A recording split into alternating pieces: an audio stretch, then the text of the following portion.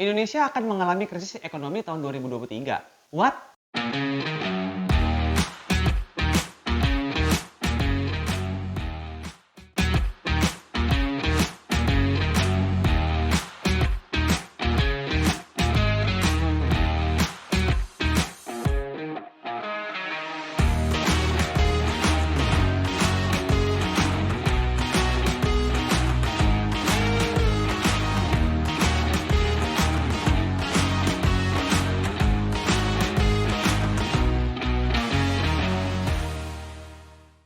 Pembahasan kali ini sangat-sangat penting buat kita semua.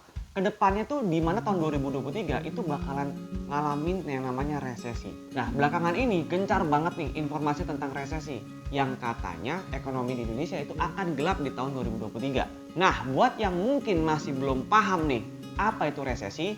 Nah, resesi itu adalah kondisi di mana ekonomi di Indonesia itu stop tumbuh dan malah menurun. Ini bukan buat nakut-nakutin masyarakat ya. Masalahnya resesi ini kalau benar-benar terjadi, ya mungkin bisa menyebabkan kehancuran ekonomi di Indonesia.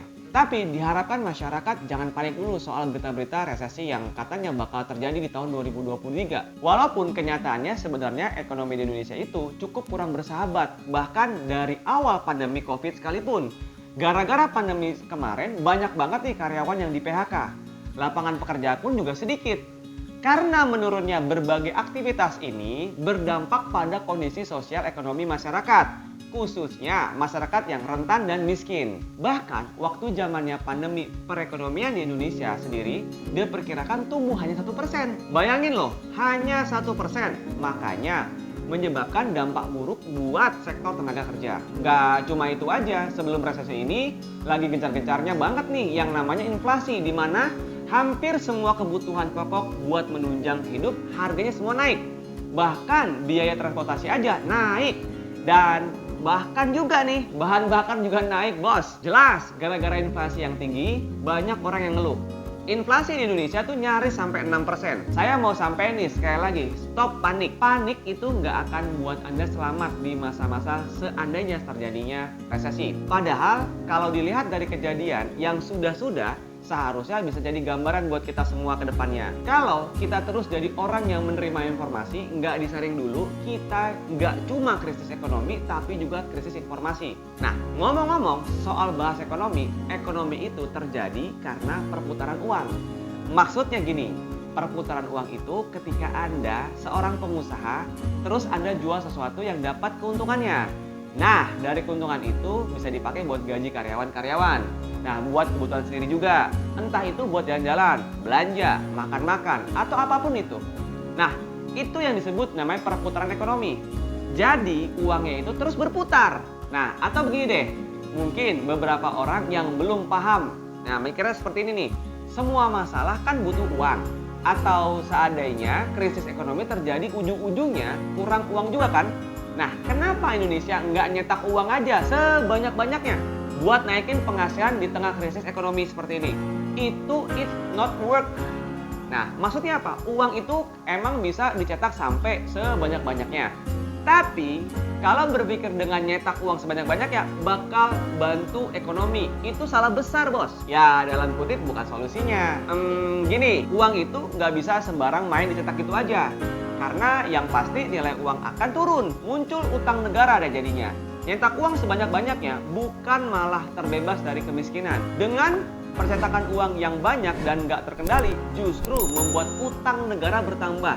Sehingga terjadinya inflasi. Jadi nggak sesimpel, oh tinggal cetak uang aja ya. Sebagai contoh, negara Zimbabwe yang pernah nyetak uang lebih banyak.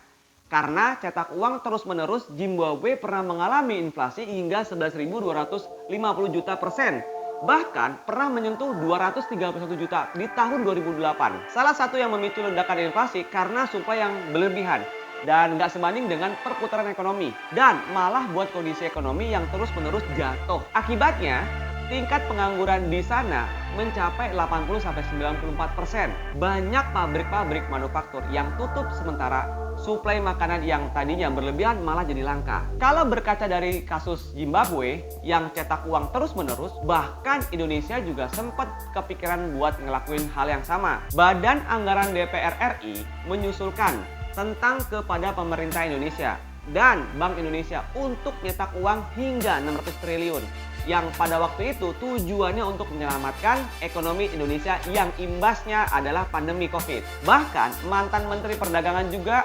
mendukung nih wacana tersebut. Tapi menurut versi Menteri Perdagangan, uang yang dicetak diusulkan jauh lebih besar, sebanyak 4.000 triliun. Gara-gara inflasi mulai dari bulan Juli kemarin, itu aja cukup buat ketar-ketir kita. Apalagi kalau inflasi yang tinggi banget. Wah, tobat ya. Lantas, seandainya kalau benar-benar terjadi resesi di tahun 2023 ini, kita harus ngapain? Apakah semua orang harus jadi pengusaha? Mungkin semua manusia berlomba-lomba ingin jadi pengusaha. Atau enggak setidaknya kalau punya usaha kecil-kecilan buat tambahnya dia. Terlepas dari keinginan besar, semua orang mau jadi pengusaha, yang harus Anda pahami bahwa jadi pengusaha itu juga dituntut untuk bisa menciptakan lapangan pekerjaan. Buat apa? Buat mereka yang membutuhkannya. Itu adalah awal yang bagus. Masalahnya banyak orang yang punya keinginan tinggi, tapi ketika mereka usaha nggak berkembang malah jadi loyo. Nah, dari kesimpulan ini kita butuh mental yang kuat buat menghadapi keadaan apapun itu. Baik ekonomi down yang karena inflasi tinggi, pandemi kemarin, atau resesi yang sekiranya mungkin akan datang. Jadi nggak segampang Anda punya modal, lalu usahanya dijalanin aja, terus berkembang. Terus Anda jadi seorang pengusaha yang kaya raya dan bisa bertahan di keadaan ekonomi krisis. Gak segampang itu bos. Maka Anda perlu mengerti bahwa di keadaan apapun itu, Anda tetap harus bermental yang kuat dan gak usah panik. Persiapan dari sekarang semuanya. Yang membuat Anda bertahan di keadaan apapun, jangan tunggu kejadian dulu baru ngelakuin sesuatu.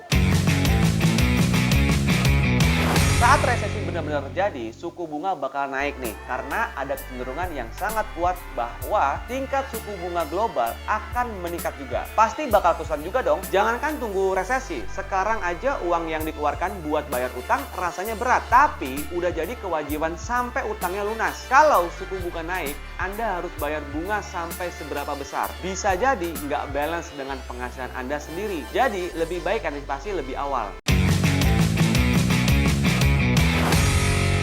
Hal ini juga sangat penting. Maksudnya adalah lebih baik Anda gunakan uang Anda dengan sebaik-baiknya. Uang yang ada tuh kalau bisa diputar dulu nih biar bisa menghasilkan lagi. Sebenarnya nggak ada yang salah untuk belanja. Yang salah adalah ketika Anda sendiri nggak bisa mengelola dengan baik. Mulai dari sekarang, lakuin hal-hal yang memang bisa mencukupi kehidupan buat masa yang akan datang. Contohnya, hal yang bisa dilakuin buat muter uang dengan cara beli saham. Karena di tengah ekonomi yang suram, harga saham bisa jauh lebih murah. Kita bisa nih menyebarkan modal di beberapa sektor. Instrumen investasi yang nggak akan terdampak inflasi dan bisa menjadi pilihan Anda emas, contohnya tanah, hingga saham.